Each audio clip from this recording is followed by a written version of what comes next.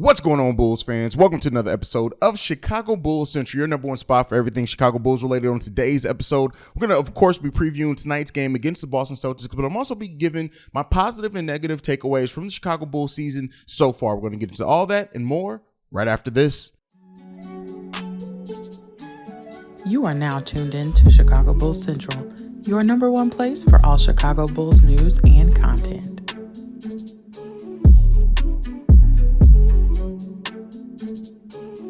All right, Bulls fans. So the Bulls have played 3 games so far this season, and while that first game started off well, there were a lot of good things in that second game. Also, against the Washington Wizards, we were in position to win that game. And then, of course, we found out that the refs did miss a foul call that could have changed the outcome of that game. But then we had the third game at home, our opener against the Cleveland Cavaliers, where the Bulls just did not execute. They did not look good overall. It was our worst game by far of the season and left a lot of questions. And I want to talk about, before we preview the game tonight against the Celtics, I do want to take a look at the positives and negatives so far in the Chicago Bulls young season. Now, again, only 3 games, so we do have the quantifier of that going into everything. But first up, I want to talk about Vooch's improved play. The fact that Nikola Vucevic is newly locked in on the offensive and defensive end of the ball, and it seems legit, right? I wanted to take a look. It seemed good in the preseason, and then coming into the season so far, Nikola Vucevic is 36th overall in the NBA in PER. That's a player efficiency rating. He is a 22.59 player efficiency rating. This is up considerably from his efficiency rating last year of it only being 18.27. So Vooch's improved play is legit. I said before, Vooch has found a way to kind of merge Orlando Vooch into being the third option on this team, and the averages show it. 18.3 points per game, 9.7 rebounds per game, which I do think that's going to take an uptick. He rebounded the ball very terribly in the Cleveland game, so I do expect that to get into double digits. It was in double digits before, but he's still tied at 7th overall in the NBA in rebounds. He's tied for 10th in the NBA in scoring overall. So listen, and with the 2 assists per game, we do expect that assists per game to go up some. Vooch has typically for his career been around a 3 assists per game guy, so I do expect that to go up as well. Vooch is playing well. He is 100% from the free throw line so far in this season as well.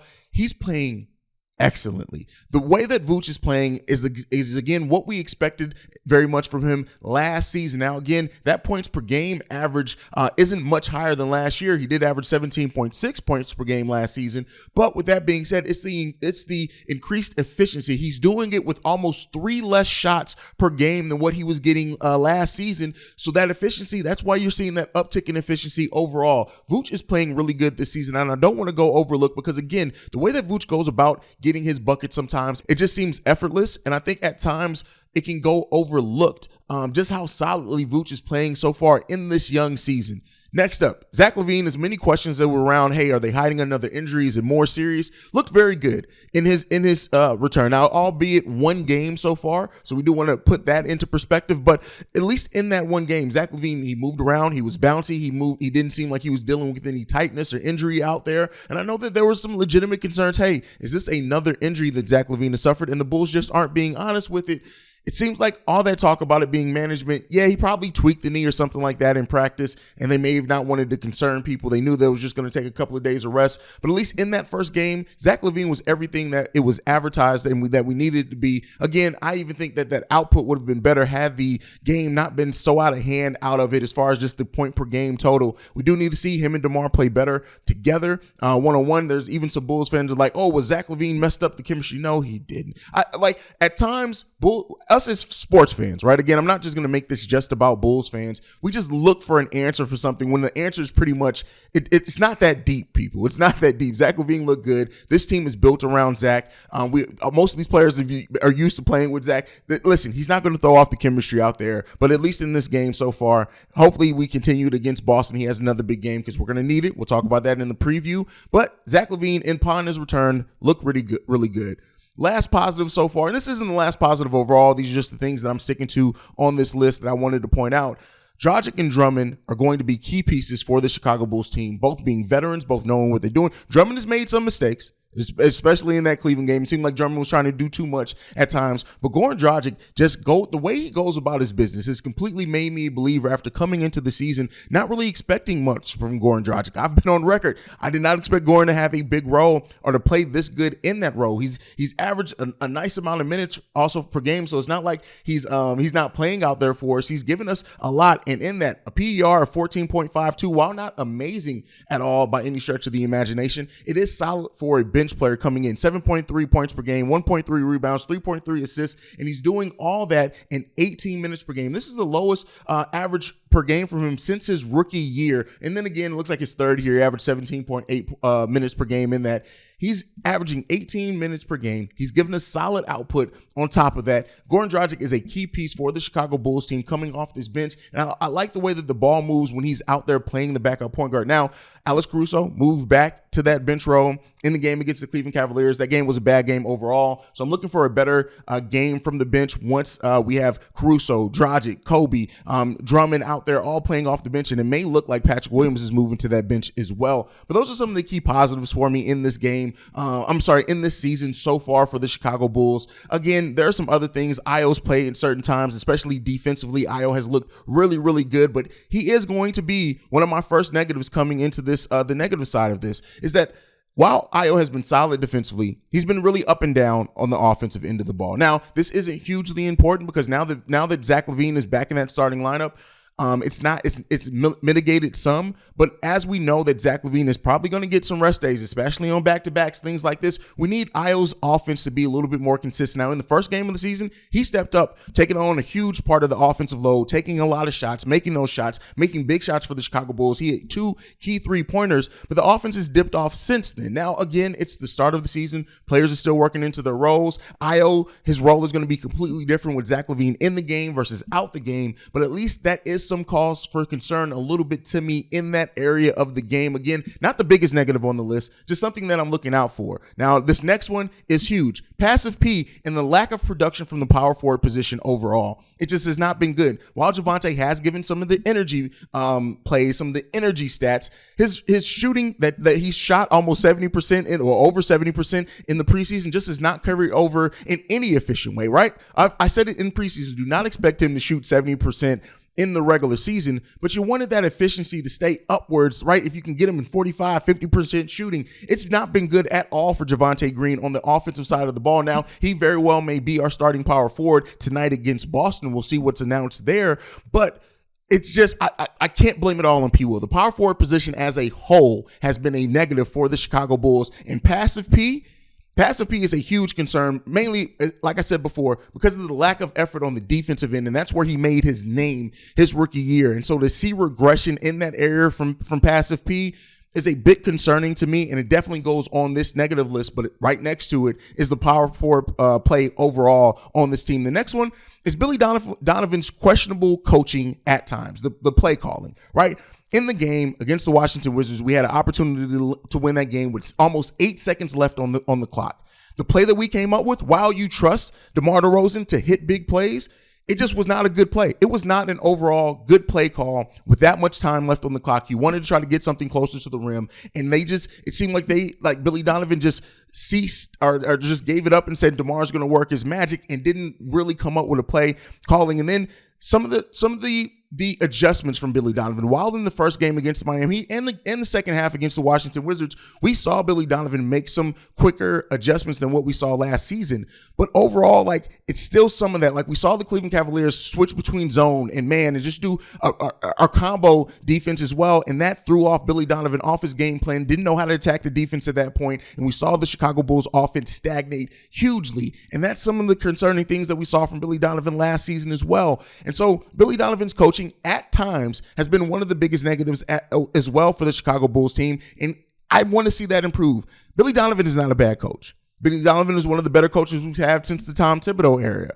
I've always said, though, I don't think that whenever the Bulls do get to the promised land of being able to win another title, I don't expect Billy Donovan to be the coach. But with that being said, he is the coach here that's teaching his players how to win, how to do things, and that questionable play calling at times. It's definitely been evident so far in this young season. Let me know if you agree, disagree, any other positives, negatives that you guys want to point out as well. All right, let's get into previewing this game against the Celtics tonight. And it's going to be a difficult one for the Chicago Bulls. This is going to have to be a game where the Chicago Bulls defense has to step up. When you look at Jason Tatum, he's currently leading the league in scoring with 34.7 points per game, and he's 31st in rebounds at 8.3 rebounds per game. Jaylen Brown, he's 18th in scoring. He's averaging 25 points per game. So right there, the Chicago Bulls defense is going to have to be locked in, and it's going to have to be team defense. We don't have the one-on-one defenders that are going to lock down either one of these players. Now, we do have players that are going to make it difficult for them. Can't wait to see Alex Caruso at times on Jaylen Brown, things like that. But we're going to have to play great team defense in this game. And to that point, Chicago Bulls right now are 14th in the league in defense, allowing 112.7 points per game. Now, our point differential is terrible. Now, that got blown up a lot by that Cleveland game and the fact that we lost by 32 points in that game. But right now, our points differential is negative 8.6. And again, that's 25th in the league. Now, Boston's defense, while not as elite as it was towards the end of last season, it's 18th overall. They're allowing 113 points per game, and they're 9th in the league in point differential with a point differential of plus 7.9. Now, Boston is also leading the league in field goal percentage at 52% for a team overall so far in this season. Again, young part of the season, but still, that's crazy that as a team, they're shooting 52%. And they're tied for 6th overall in overall scoring at 121 points per game. The Chicago Bulls are currently 27th in team scoring at 104 points per game. Do expect that to go up. We were missing Zach LaVine 2 out of 3 games. So expect that to go back up towards more of the 110, 111 mark that at least we were last season. So with all that being said, this game against the Celtics is going to come down to not only can we score with them, but how do we maintain and contain their scores? This is a team that is defending well, scoring well, giving a lot of tough things for the Chicago Bulls. And so because of that, you can't overlook it. We can't come into this game and have the flat start of the game. We can't have a flat third quarter. We can't do things like that because it's going to come back and bite us in our ass against a team like the Boston Celtics. We have to be locked in on both sides of the ball. We have to play that team defense. We have to be communicating on defense. We have to hit big shots. We need big games from our big three in Vooch, DeMar, and Zach. They have to play big in this game. And Vooch, especially while Time Lord's out, playing against Al Horford, he's going to have to assert himself on both sides of the ball like he has in a lot of the games. But we're also going to need defensive impacts from every player on the roster. The bench is going to be key in this game as well. I think if you're able to keep up the pressure, if you're able to keep up that defensive intensity, getting out in transition, getting the easy buckets, getting Drummond in pick and rolls, Gordon hitting his big shots. We need a big night from Kobe as well coming off the bench. The Bulls can very well be in this game, or they cannot be in this game. Now, we have not defended home court well since the second half of last season up until this season. We have to get it together. And if the Bulls play as a team and lock in on both sides of the ball, we can get a win. It's going to be a tough game. Hopefully we use the home crowd to our advantage. First off, we got to use that home crowd to our advantage. And hopefully the Bulls, after getting kicked in the teeth in their first game at home, that they come out with a little bit better effort, a little bit more calm, things like that. They have a day of rest in their own in Chicago. They get to stay in Chicago since the last game, things like that. Hopefully the lack of travel, things like that, it helps the Chicago Bulls team. Alex Caruso is going to have to make an impact in this game as well. While in the starting lineup, of course, that scoring has not been, but he hasn't really made that defensive impact throughout a game like we're used to seeing from Alex Caruso. I'm looking for my keys to the game in this one is going to be Zach LaVine as well. I'm going to put Zach LaVine on here because Zach has to have a big game. But I would assume lose defense. Marcus Smart and everything that they have there, Brogdon, like they're going to have to lock in for this team. They're going to have to. Period. This team cannot take a night off against the Boston Celtics at all. We can't have the flat quarters. We're going to have to come in. Vooch, Drummond, going to be keys for this team, this game as well.